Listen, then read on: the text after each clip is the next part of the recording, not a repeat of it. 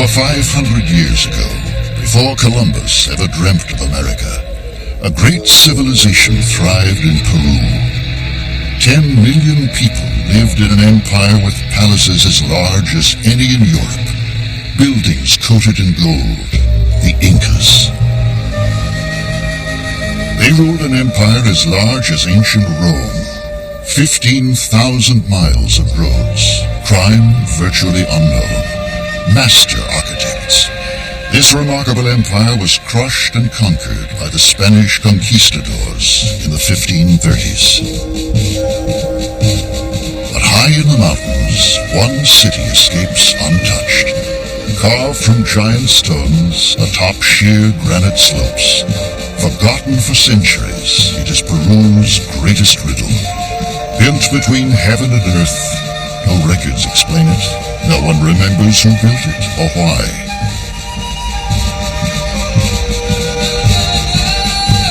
A city in the clouds, Machu Picchu. The man who will find it feels lost. He comes to Peru hoping for a discovery that will make him famous. At first, the world will ignore him and his discovery, but when they finally see what he has found, his dream will come true. He will bring the world to the city, and the city will bring the world to him.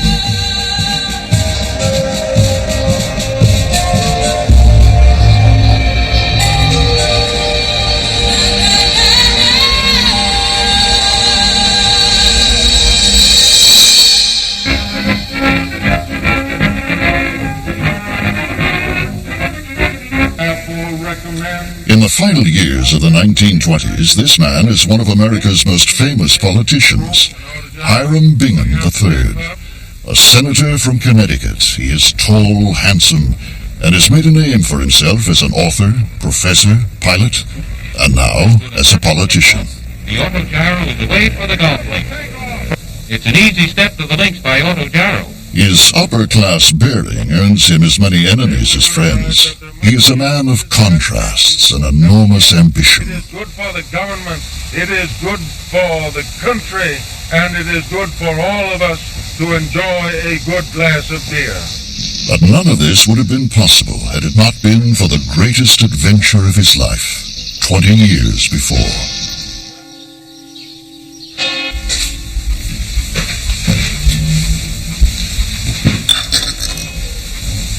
June 1911.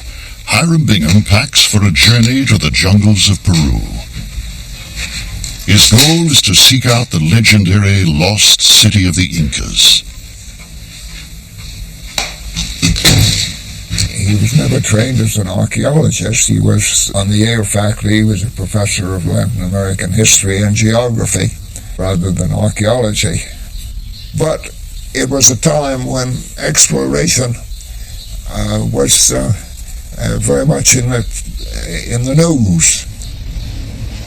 It is an age when the very ends of the earth are within the reach of human footsteps.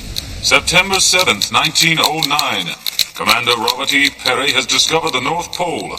From all over the world comes full acknowledgement of Peary's feat and congratulations on his success.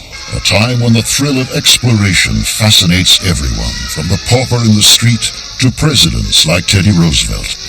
When a great discovery can make a man more famous than a movie star.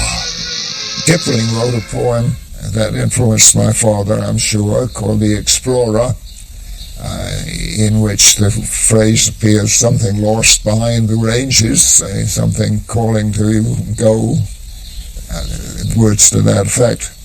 So it seemed natural to achieve fame by becoming an explorer. June 8th, 1911. Bingham's quest for fame leads him on a journey to Peru. He brings a team from Yale and the latest books on the Incas. But why Peru? In 1909, the South American history teacher saw his first Incan ruin, Choqquequirao. Some said it was the lost city, but Bingham has his doubts. The lost city is still out there, and a seed is sown in Bingham's soul. Bingham's family is no stranger to adventure. In the 1820s, his grandfather left New England to become Hawaii's first missionary. In my book, Portrait of an Explorer, I had to go back to his early history for some of the motivations. It was clear that having been brought up so strictly by a missionary family that considered his grandfather, the first Hiram Bingham, to have been a great man, he wanted to be a great man too. And there is another reason. In 1900, Bingham marries Elfrida Mitchell, heiress to the Tiffany fortune. Overnight, he joins the American aristocracy. As he once told me, he didn't want to be known simply as the man who married a Tiffany heiress. He wanted to make a name for himself on his own to justify his marriage to a wealthy woman.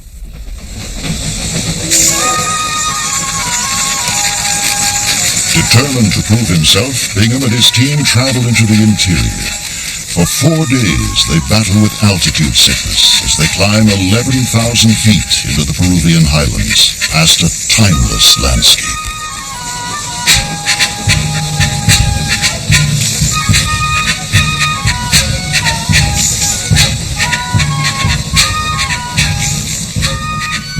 Bingham's search for clues begins in Cusco, the ancient capital of the Incans.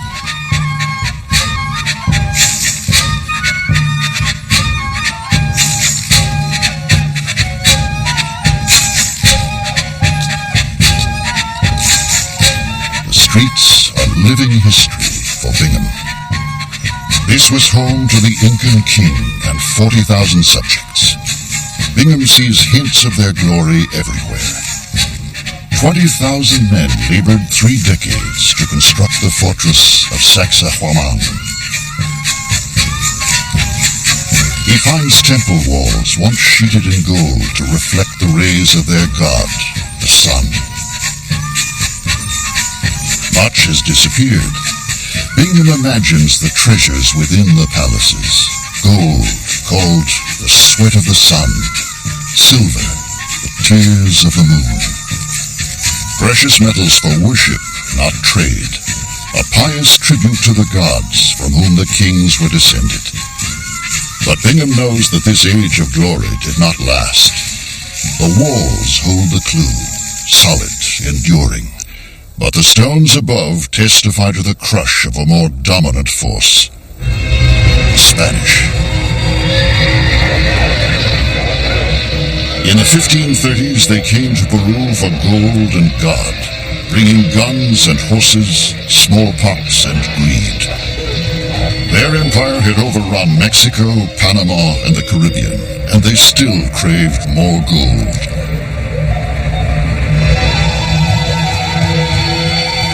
In the greed of the aging, illiterate soldier, Francisco Pizarro, the Spanish Catholic Empire collided with Peru's magnificent Empire of the Sun.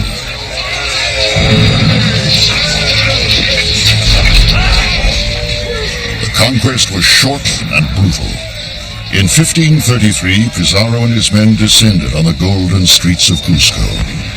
Within 2 years, the city had been ransacked, stripped of gold, melted down to ingots, to satisfy their greed. 3 years later, the Incan king struck back. Thousands of Incans descended on the city. Hand-to-hand combat raged in the streets. Fires were set to burn the conquistadors from hiding. Hopelessly outnumbered, the remaining few dozen conquistadors withdrew to a key fortress and shut themselves in. 11 months passed. Eventually, the Incan forces dispersed, returning to their fields. The Spanish held out. Reinforcements arrived. The Incan king had lost. Exile meant building a new capital in the forsaken jungle, where the conquistadors couldn't penetrate. But where? In the ancient volumes of the libraries, Bingham reads the few accounts of their retreat. Within the chronicles of a few religious men and Spanish soldiers are found the only sketchy clues to the lost city. Details of architecture, estimated days of travel. He copies the words for his reference in the field. From these he will take his best guess and begin his jungle search.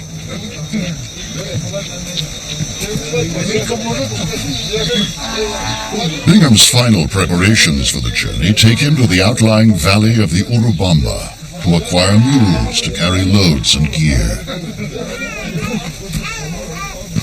Peru has changed greatly in 400 years, yet the ancient culture is still reflected in daily lives of the Peruvian people.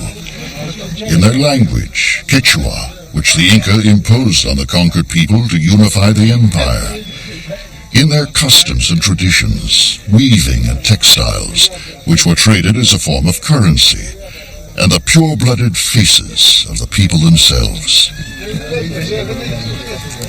Even in 1911, no day is begun, no voyage undertaken, no harvest complete, without the permission of the gods.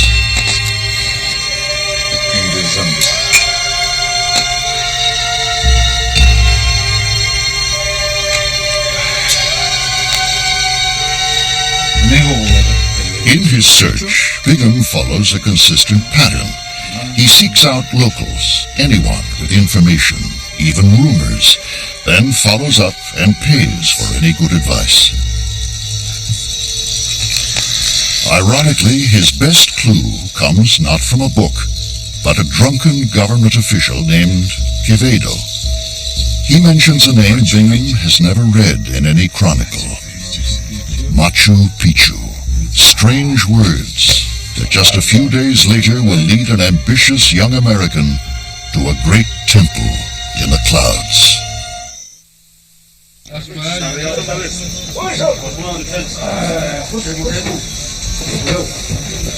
By July 19th, Bingham is ready to head out.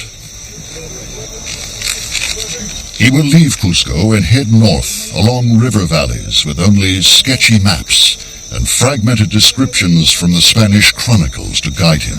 But he cannot succeed alone. A military escort is assigned by the local prefect, a Sergeant Carrasco, who is charged with accompanying him everywhere and to serve as a translator of the Quechua language. Also with him will be fellow Yale man Dr. Harry Foote, the expedition's naturalist and collector of insects and specimens from this little-known part of the world. Bingham writes to his wife, My dearly beloved, nearly all the last things have been done. It remains to pack my trunk, which stays here, get some sleep, pack my duffel, and then start for the interior. The valley of the Urubamba is enchantingly beautiful, still terraced in the Incan style. This is one of the loveliest valleys in Peru. It was a favorite resort of the Incas. I do want you to see this. It is worth it at all costs. The mountains are indescribably grand when one can see 10,000 feet of them. As he wrote in the letter that I found in the papers to his father at the time of his starting on his first expedition, that he felt the blood of his ancestors stirring in his veins, and that he felt was part of his genetic inheritance to want to travel and explore. There is a new government road which Bingham follows into a region visited only by local Indians since Incan times. Somewhere, lost behind these ranges, are Incan cities that fit the descriptions in the ancient library chronicles. The chronicles say the city will be called Vitkos, not Machu Picchu. It will have a palace with an extensive view, marble doorways, a great rock shrine, and a mention of another name, Vilcabamba. What Bingham cannot know is that there is more than one lost city, and it will be his destiny to find them.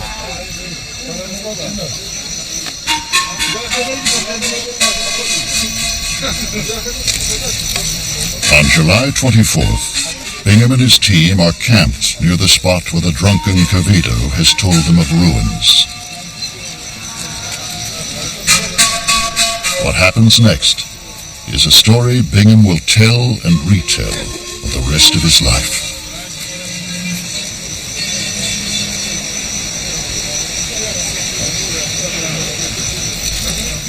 On the sixth day out from Cuzco, we arrived at a little plantation called Mondo Pampa. The owner, Arteaga, had said that on top of the magnificent precipices nearby, there were some ruins at a place called Machu Picchu.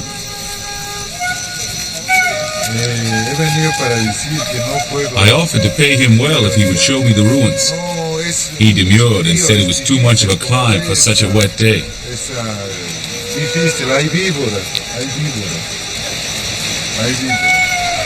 But when he found that we were willing to pay him a sol, 3 or 4 times the ordinary daily wage in this vicinity, he finally agreed to guide us.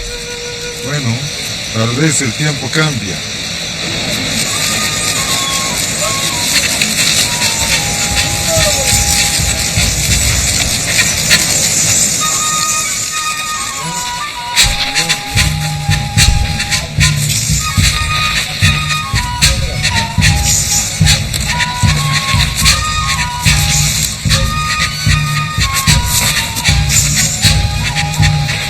Leaving the stream, we now struggled up the bank through the dense jungle, and in a few minutes reached the bottom of a very precipitous slope. For an hour and 20 minutes we had a very hard climb. A good part of our distance we went on all fours, sometimes holding on by the tips of our fingers. Arteaga groaned and said there were lots of snakes here. There were no ruins or Andines of any kind in sight.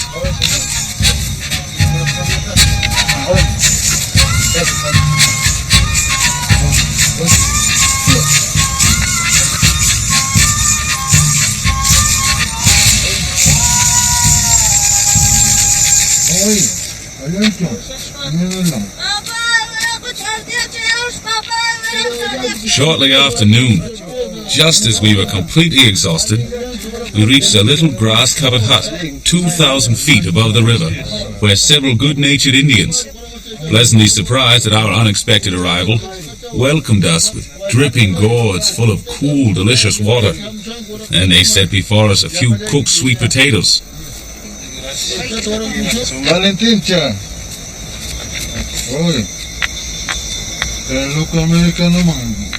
Arteaga had been there once before. They sent a small boy with me as a guide.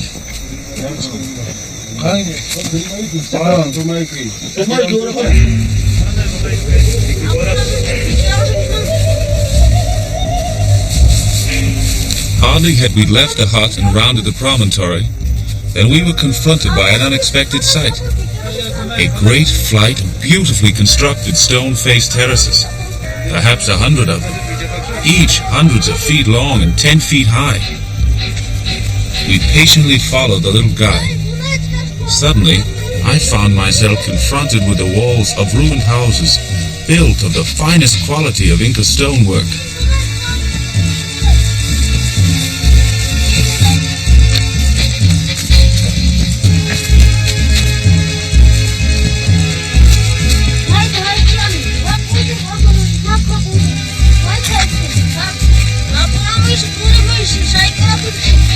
The little boy urged us to climb up a steep hill over what seemed to be a flight of stone steps.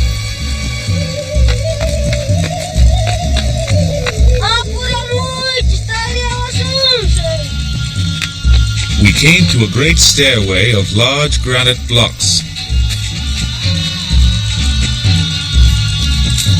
Suddenly, we found ourselves standing before 2 of the most interesting structures in ancient America. Fortunately, in this land where accuracy of reporting what one has seen is not a prevailing characteristic of travelers, I had a good camera and the sun was shining.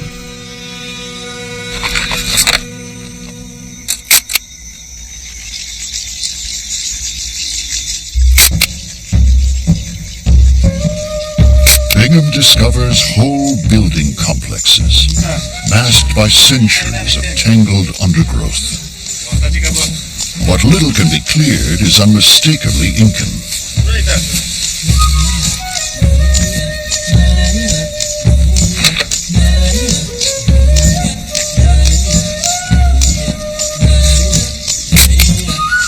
The Intihuatana, used by priests to observe the heavens, perfectly aligned to observe the summer solstice.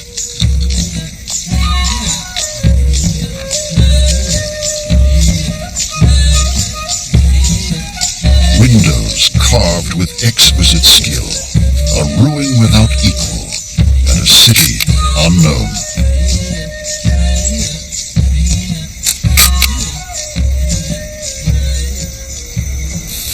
Machu Picchu, a mysterious name that Bingham has never seen in any chronicle, a riddle bequeathed by the Incan gods.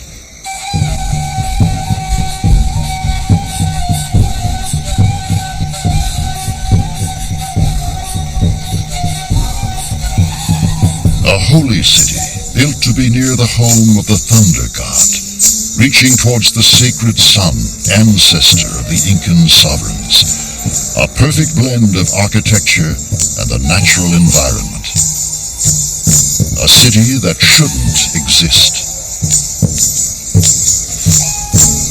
It's curious that he only spent a few hours at the site. He noted in his diary the time of his arrival and the time that he'd taken these photographs and what they represented, but it wasn't more than 3 or 4 hours that he spent wandering around with his camera. Bingham has come to find the lost Incan capital is described in the chronicles, but without a great rock shrine, Machu Picchu doesn't fit the description. A great view alone is not enough, so at precisely 5:05 p.m., he leaves. This isn't what he came for.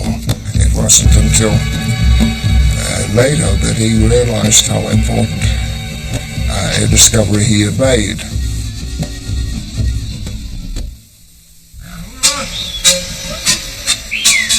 On July 25th, 1911, Hiram Bingham, looking for the lost Incan city, moves deeper into the uncharted valley of the Urubamba, confused and puzzled by the spectacular ruins he has just discovered at Machu Picchu.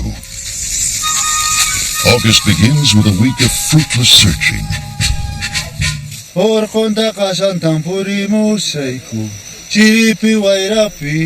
August 3rd, 1911. My dearly beloved, at last we're at Santa Ana, staying at the fine sugar estate of Senor Pedro Duque. Now, Bingham is starting to convince himself that maybe Machu Picchu was what he was looking for. Yesterday, after a long conference with Senor Duque, I came to the conclusion that my new ruins, the fine ones at Machu Picchu, must be those referred to in the chronicles by the name of Vitkos. Local Indians tell Bingham of extensive ruins deep in a valley called Vilcabamba.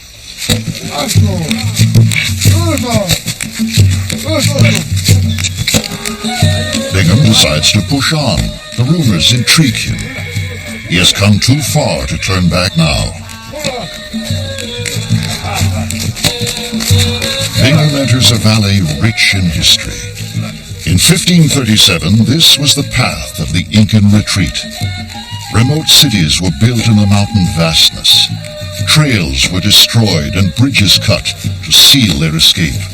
Bingham follows in their footsteps. As the jungle gets thicker, it becomes harder for the mules, exactly what the fleeing Incans wanted. At the end of this arduous passage, a tiny settlement called Lucma.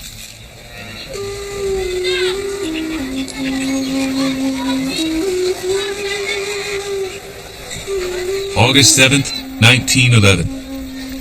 My dearly beloved, this locality is reputed hereabouts to have a lot of ruins, just as I hoped it would.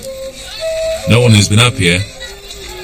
I have shown several of my Peruvian friends the pictures of my family. C'est mes papas. They always admire them all tremendously. See? While Bingham seeks clues to ruins, Harry Foote is making another sort of collection. Foote is an amateur naturalist, but a talented one. He is finding quite a few formerly unknown specimens.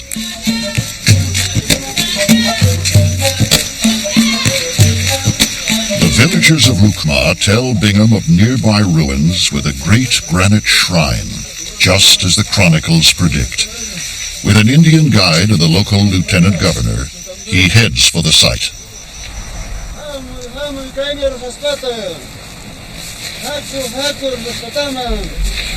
I found myself on a pleasant open plaza, bounded on its north side by the ruins of a large palace. The view from the plaza is a particularly extensive one on all sides. To the north and south are snow-capped mountains, and to the east and west, deep, beautiful valleys.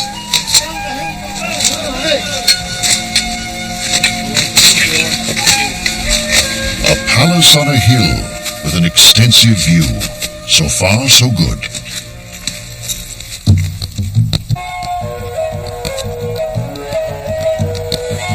And at the center of the ruin, a building more than 200 feet long and 43 feet wide. A masterpiece of Incan architecture.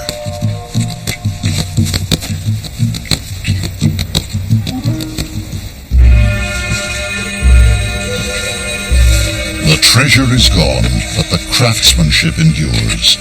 Doorways of solid granite, 6 to 8 feet thick, quarried, shaped, and moved up the slopes by hand. Enough remains of this building to give a good idea of its former grandeur. It was indeed a residence fit for a royal Inca, an exile from Cuzco. Is this Vicos? There is only one way to be sure. Find the great rock shrine.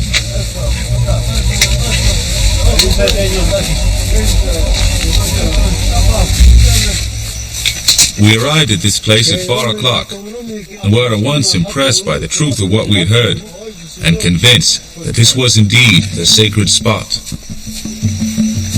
The rock was so much overgrown and surrounded with jungle, especially on two sides, that we made arrangements with the lieutenant governor to have a force of Indians come here on the morrow and clear the rock so we could take photographs and make measurements of it.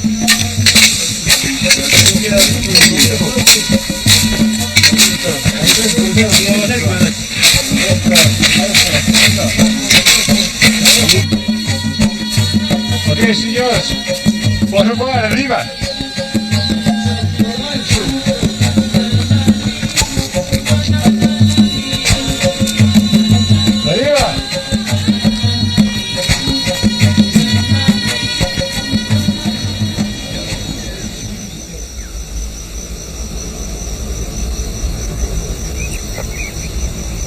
Bingham is convinced this is the holy shrine of Vitcos.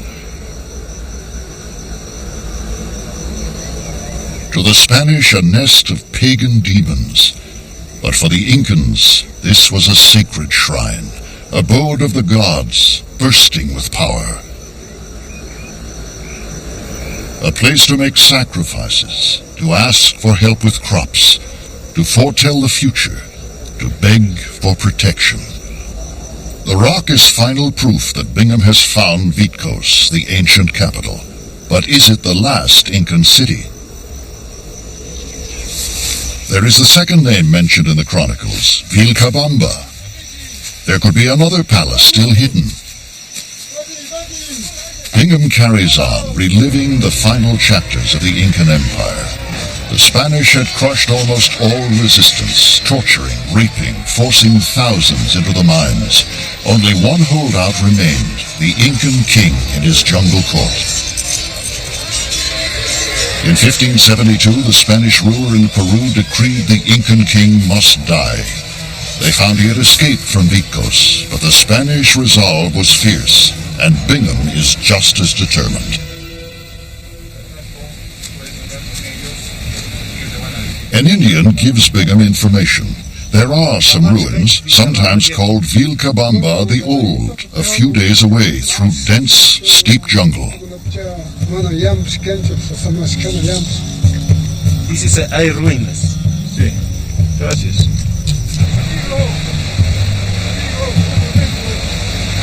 But Bingham also receives a warning.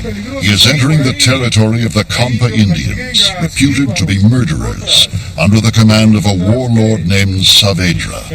The alarm is ignored. Above all, my father was adventurous. He liked danger.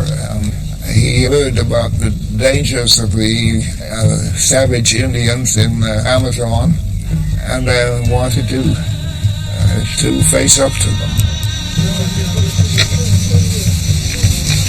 Bingham pushes on, not for fame this time, but to prove to himself he has what it takes as an explorer. One of our informants said the Inca city was called Espiritu Pampa, or the Plain of Ghosts. Would the ruins turn out to be ghosts? Would they vanish on the arrival of white men with cameras and measuring tapes?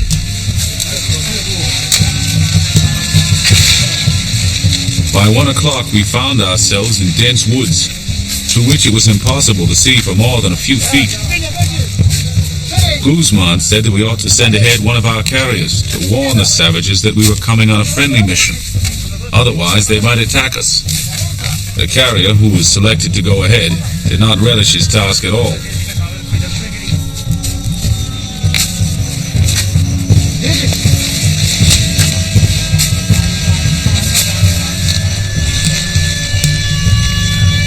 It was a rather exciting half hour while we waited, wondering what the attitude the savages would take towards us, trying to picture to ourselves the potentate Saavedra, who had been painted as sitting in the midst of savage luxury, surrounded by 50 servants.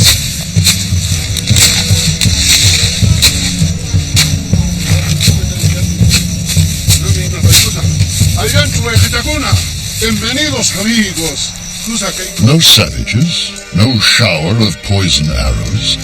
Saavedra's jungle kingdom turns out to be nothing more than a modest family plantation, carved out of the thick jungle. An agreeable man, Saavedra leads Bingham to the ruins.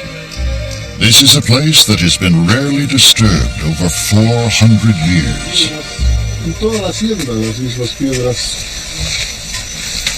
Here in dense wet woods, we found the remains of 15 or 20 small rectangular buildings. The characteristic architecture of the principal group of ruins left no doubt in our minds that these buildings had been constructed by the Incas.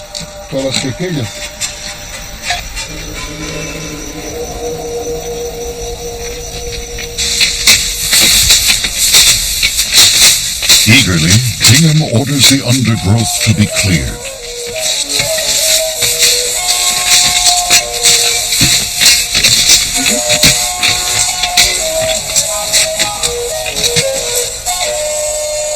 What emerges is the remains of a small Incan settlement, houses, sewers, and at least one large building.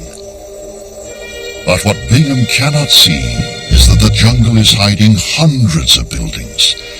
This city once contained great cedar doorways, racetracks for horses, walls with painted murals, a home for thousands of Incans.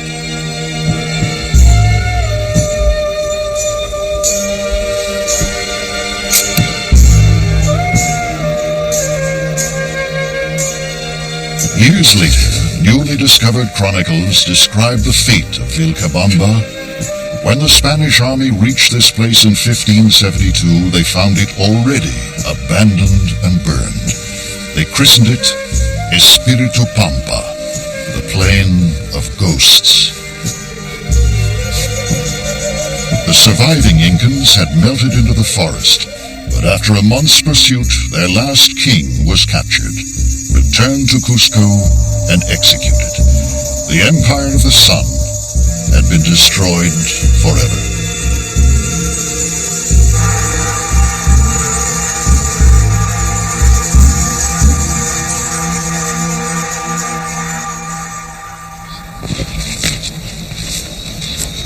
Bingham leaves the jungle happy. He has proven himself as an explorer. He has found Vitkos and its sacred granite shrine, Vilcabamba, last throne of the Incan kings, and a third city, Machu Picchu, without mention or seeming significance in any ancient writings, and yet spectacular, a complete mystery. Bingham now believes surely fame awaits his return. Back in America, Hiram Bingham finds his discoveries eclipsed by Amundsen's reaching the South Pole. With the South Pole conquered, the age of exploration is declared complete. But Bingham's return thrills his family. Elfrida and their 6 sons are deeply proud of their explorer and his exotic discoveries. Elfrida is also relieved she has found running the household alone exhausting. But Bingham can't stay. His instincts tell him the ruins still have more secrets to reveal. He spends months trying to raise money for another mission. And in February 1912, a lucky break. The editor of National Geographic magazine attends one of his slideshows. The editor is impressed. He offers to send Bingham back to Peru to clear the ruins and photograph them for publication. For Hiram Bingham, celebrity is just an expedition away.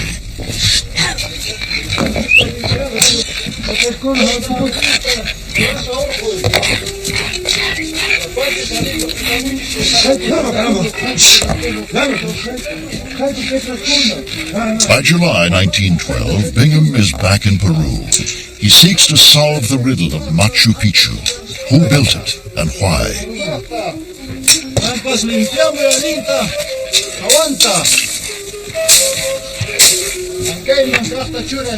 My dearly beloved, we are all very well, but are having bad luck with our search for buried bones and pots. This is a lovely spot. It is most disappointing not being able to find anything worthwhile. Who lived here? A city this important should have gold, bronze, perhaps even mummies.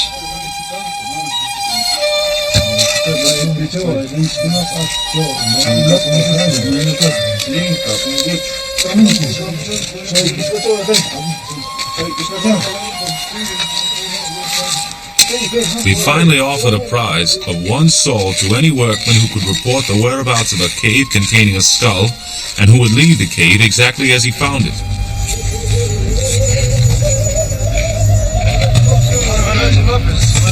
The gambit succeeds.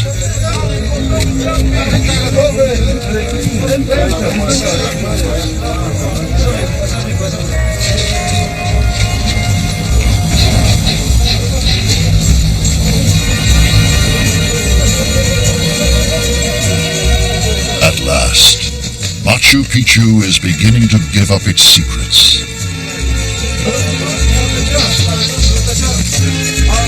My joy knew no bounds, and I was able to lay hands for the first time at Machu Picchu on a perfect piece of Incan pottery.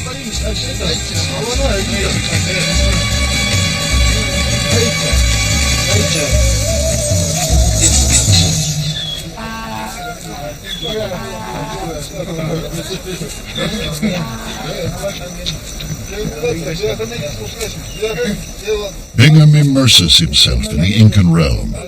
Water jugs and drinking ladles, reflections of ancient fetishes and dreams. A lucky hunchback, a puma, a croaking frog, charms and implements left with the dead for use in the next world. A world so close Incans saw ghosts often, and mysteries that the deeply spiritual Incans sensed all around them. 3 months of clearing reveal a wonder.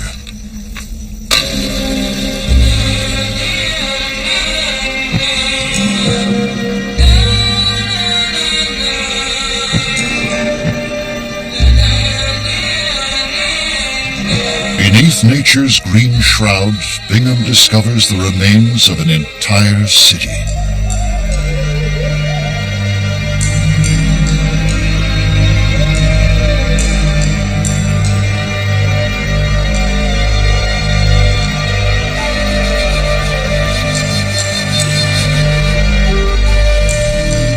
Bingham is amazed by what he sees. In these houses, husbands, wives, and their children once lived beneath thatched roofs, and staircases 3,000 steps winding their way through the city like snakes. Over 100 terraces carved into the mountainside, fields of potatoes and maize.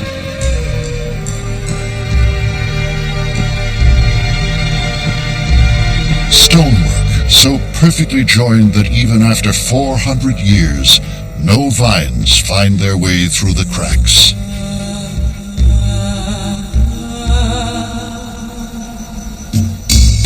"250 buildings, fountains, bathhouses, even a prison.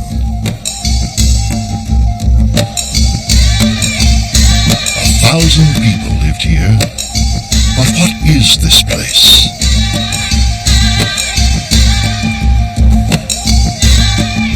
One building may hold a clue.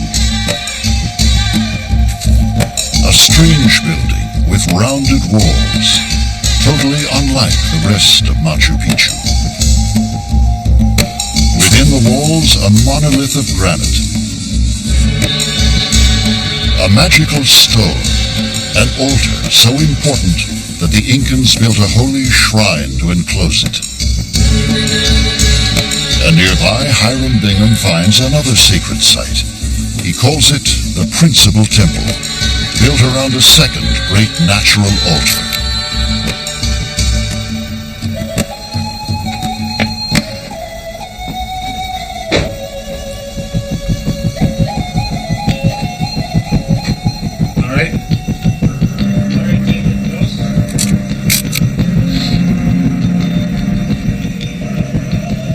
Bingham concludes that Machu Picchu was built for the worship of the Incan gods. Unknown to the Spanish conquerors, untouched for 400 years, it is an unbroken window into the Incan spiritual world. Architecture of sublime perfection. Stonework so precise only one person would have been worth the effort. An Incan king. Bingham christens this compound the King's Group, a palace for the Son of Gods, surrounded by a legion of priests and servants who attended his royal majesty. A king dressed in cloaks of the finest fabrics, some even made of bat skin. But there was one place where even the king was humbled. The Intihuatana, compass, observatory, and shrine, one of the few in all Peru not smashed by the conquering Catholic Spaniards.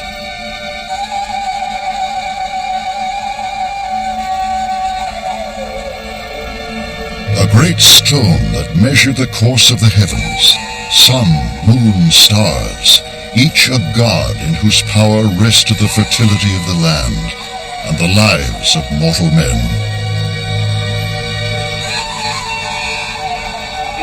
With no written language, the Incans left only the legacy of their stones, and Hiram Bingham has found the only Incan city left untouched by the conquistadors.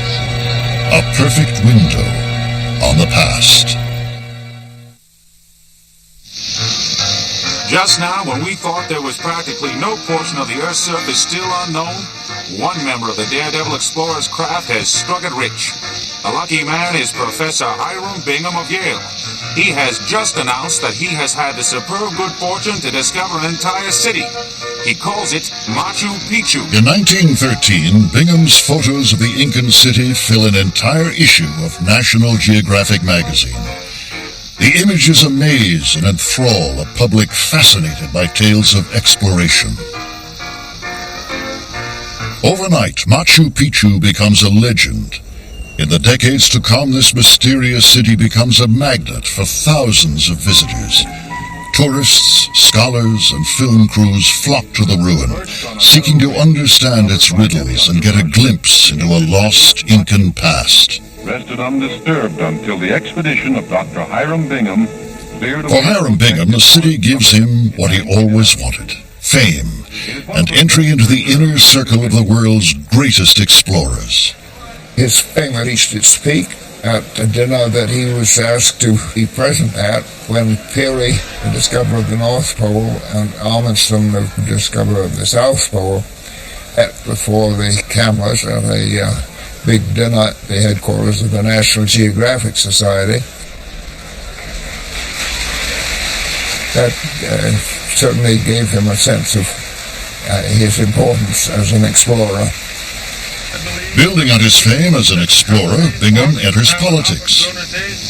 By 1925, he leaves his post as governor of Connecticut to serve in Washington as a senator. Bingham adores the status and attention.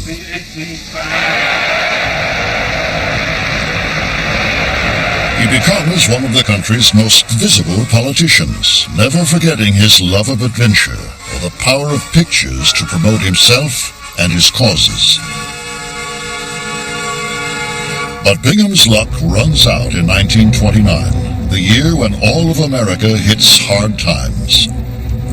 Bingham's enthusiasm for quick success finally leads him astray. He hires a lobbyist and becomes embroiled in a conflict of interest scandal. Bingham has earned many enemies. Fellow senators resent his money, his aristocratic manner, and his habit of correcting their Latin. The Senate seizes on his mistake. Bingham is formally censured by his peers, a humiliating blow. Bingham loses the next election in 1932, the same year that Alfreda, his long-suffering wife, leaves him. Bingham's meteoric rise has finally come to an end. But through it all, Bingham never forgets about Machu Picchu. Over the years, he retells the story of his greatest discovery over and over again. In 1912, thanks to the support of the National Geographic Society and of Yale University, we were able to go back and spend 4 months in clearing the ruins of the mighty jungle that had accumulated there over 300 years. And in 1948, the man and the city come together one last time. Bingham is invited to dedicate the highway that will lead tourists up to Machu Picchu. Ironically, Bingham pays little attention to the other cities he found in 1911, both last refuges of the Incan king. Neither city excites the public the way Machu Picchu does. While he had a distinguished career in other fields, his name is remembered primarily as the discoverer of Machu Picchu, and he naturally wanted it to appear as important as possible. To the end of his life, Bingham inflates the importance of Machu Picchu. He declares it to be both the birthplace of the Incan Empire and its final refuge. Bingham dies in 1956, never learning the answer to the greatest puzzle of all. Who built this lost city and why?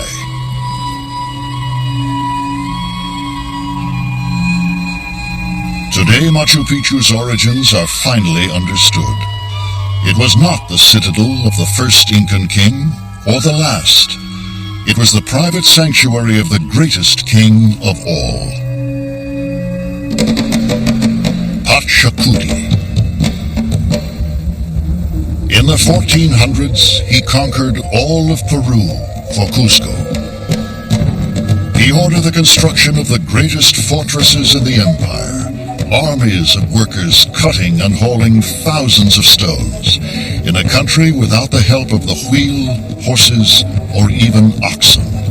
All done for Pachacuti.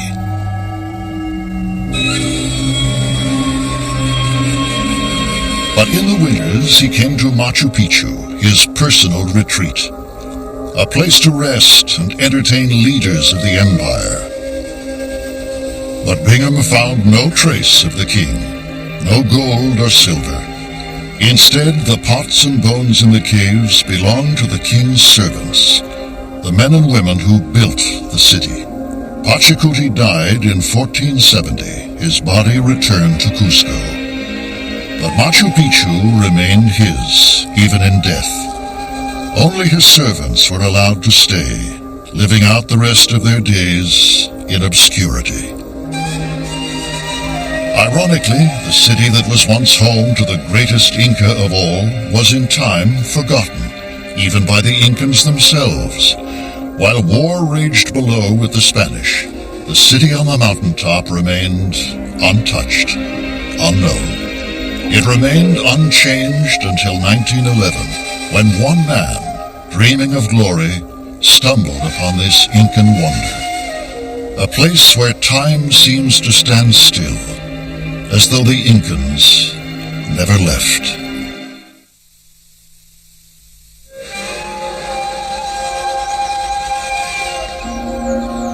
"500 years ago, the mountains were gods, the thunder their voice, the sun their ruler, and the Incans their people.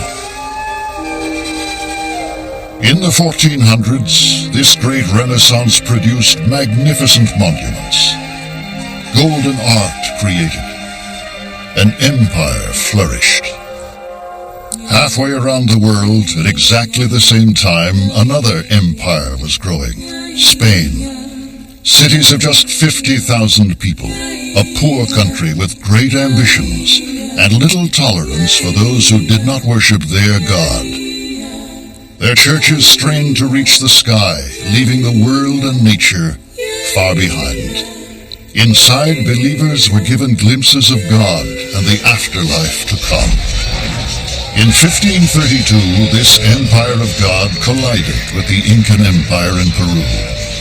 Appalled by sacrifice, but amazed by gold, the Spanish took over, leaving ruins in their wake. But one Incan temple survived the conquest. A sacred city built to be near the gods. Rocks carved to join with nature, not to transcend it.